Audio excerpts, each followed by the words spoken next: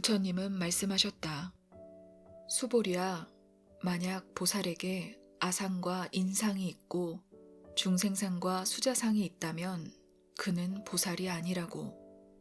이 말씀은 누군가를 밀어내기 위한 선언이 아니다. 보살이 될 자격을 가르는 말도 아니다. 부처님은 보살이라는 이름을 문제 삼으신 것이 아니라 마음이 머무는 자리를 가리키신다. 내가 있다는 생각, 상대가 있다는 구분, 중생을 돕고 있다는 인식, 살아있는 존재를 상대하고 있다는 감각. 이 네 가지는 우리가 일부러 만들지 않아도 행위를 떠올리는 순간 아주 자연스럽게 먼저 생겨난다. 그래서 우리는 이것을 집착이라 여기지 않는다. 생각이라고 느끼지도 않는다. 하지만 부처님은 이 미세한 마음의 작동을 상이라 부르신다. 무언가를 강하게 붙잡아서가 아니라 이미 바라보는 자리 안에 나가 서 있기 때문이다. 이 상이 있는 한 선을 행해도 마음은 조용히 흔적을 남긴다. 내가 있었다는 흔적, 내가 했었다는 기억, 내가 옳았다는 자리. 부처님이 말씀하신 무아란 아무것도 없다는 뜻이 아니다.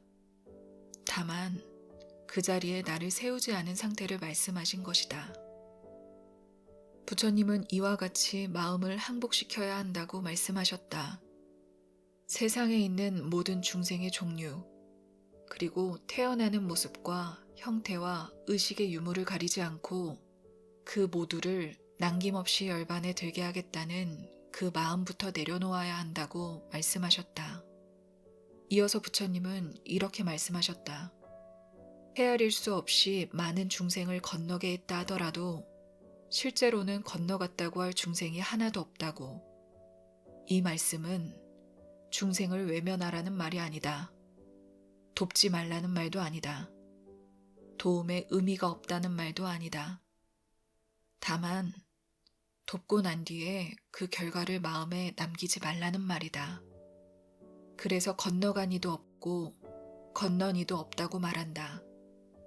부처님은 모두를 건지겠다는 마음 안에 아직 남아있는 아주 미세한 자리를 조용히 비추신다.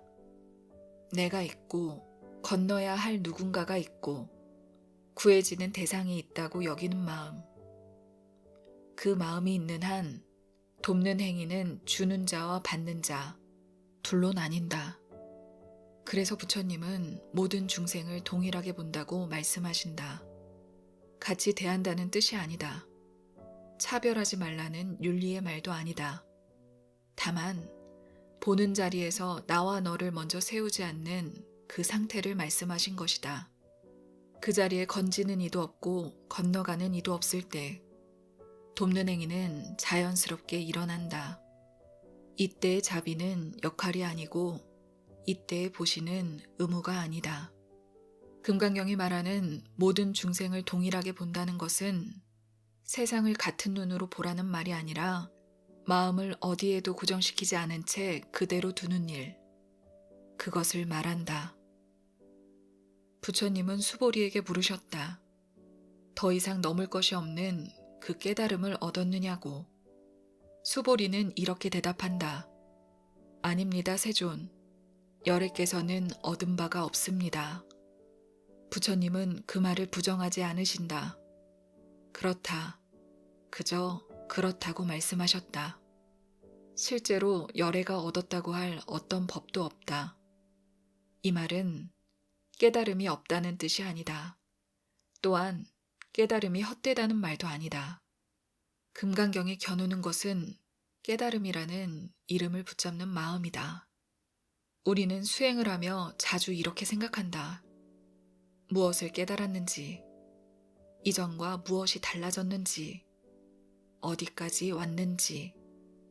그 순간 깨달음은 다시 하나의 대상이 된다. 얻는 내가 있고, 얻어진 것이 있고, 그리고 그 둘을 바라보는 나가 생긴다. 그래서 부처님은 말씀하신다. 열애는 아무것도 얻지 않았다고. 얻지 않았기에 붙잡을 것도 없고 잃을 것도 없다고.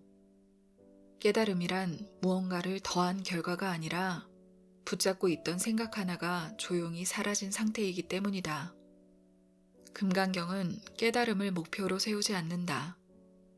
다만 깨달음을 소유하려는 그 마음을 놓게 한다. 그 자리에 얻었다는 생각이 없을 때 수행은 일상에 스며든다. 그리고 그 일상 속에서 나라는 생각은 더 이상 자리를 잡지 못한다. 부처님은 말씀하셨다. 열애가 어떤 법을 설했다고 생각하지 말라고. 왜냐하면 열애가 설한 법은 붙잡을 수도 없고 말로 고정할 수도 없기 때문이다. 법이면서 법이 아니고 아니라고 해도 아닌 것도 아니라고. 이 말은 가르침이 없다는 뜻이 아니다. 말이 필요 없다는 말도 아니다. 다만 말을 진리로 만들지 말라는 뜻이다. 우리는 말을 들으면 그 말에 머문다. 문장을 기억하고 뜻을 정리하고 이해했다고 여긴다. 그러나 금강경은 그 자리를 놓으라고 한다. 말은 건너게 하는 도구일 뿐 머무를 자리가 아니기 때문이다. 부처님은 말씀을 하시지만 그 말씀에 머무르지 않으신다. 그래서 설한 것도 없고 전한 것도 없다고 말씀하신다. 이 설법은 무언가를 남기기 위한 말이 아니라 붙잡고 있는 마음을 풀기 위한 말이다. 말을 다 들은 뒤에도 손에 쥔 것이 없다면 그때 비로소 이 말은 제 역할을 다한 것이다. 금강경은 말을 남기지 않는다. 말에 마음을 두지 않는다. 부처님은 수보리에게 말씀하셨다.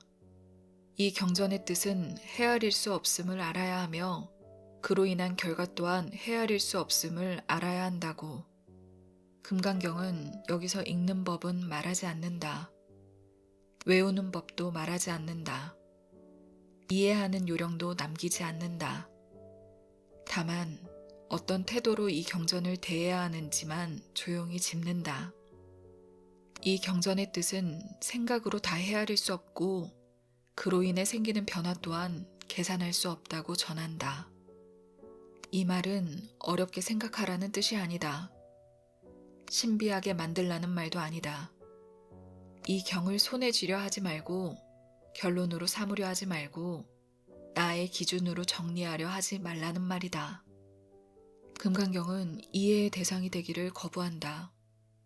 대신 삶 속에서 어느 순간 문득 떠오르고 그로 인해 마음 쓰임이 조금 달라지기를 기다린다. 그래서 이 경전의 과보는 드러내 보일 수 없고 측정할 수도 없다.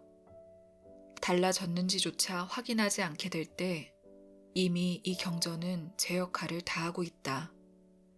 엽법수지란 바르게 쥐는 일이 아니라 바르게 놓아놓는 일이다. 이 경전을 무언가로 만들지 않고 그저 삶 곁에 두는 것. 그럴 때 금강경은 말이 아니라 태도로 남는다. 금강경은 이 편에서 계속 같은 자리를 비춘다. 선을 행하려는 마음 뒤에, 깨달음을 얻으려는 생각 뒤에, 돕고 이끌겠다는 뜻 뒤에 조용히 자리 잡고 있는 나라는 생각을. 우리는 수행을 하며 자주 스스로를 세운다. 바꾸려는 나, 달라지려는 나, 깨닫고자 하는 나. 그러나 금강경은 그 마음부터 잠시 내려놓으라고 한다. 의도에서 세운 마음은 또 하나의 붙잡음이 되고 붙잡음이 있는 한 그 어떤 깨달음도 온전히 볼 수 없기 때문이다. 그래서 부처님은 말씀하신다. 얻은 바가 없다고, 설한 법이 없다고, 건너간 중생도 없다고. 이 말들은 아무것도 하지 말라는 뜻이 아니라 행위의 결과를 마음에 남기지 말라는 가르침이다. 금강경은 사람을 바꾸려 하지 않는다. 대신 사람이 살아가는 자리, 매일 반복되는 일상 속에서 조용히 그 사람에게 스며들기를 바란다. 그래서 경전을 이해하려 들지 말고 결론으로 삼지 말고 그저 곁에 두라고 한다. 경전이 무언가를 가르쳐서가 아니라 그 곁에 머무는 동안 말과 행동과 시선이 조금씩 달라지기 때문이다. 그 변화는 의식으로 확인되지 않고 깨달음이라는 이름으로 남지도 않는다.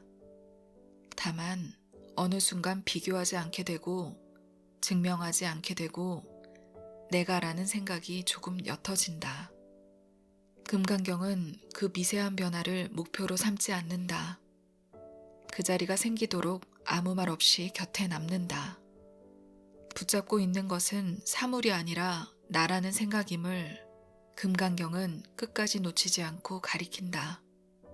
그리고 그 가리킴마저 머물지 않게 한다.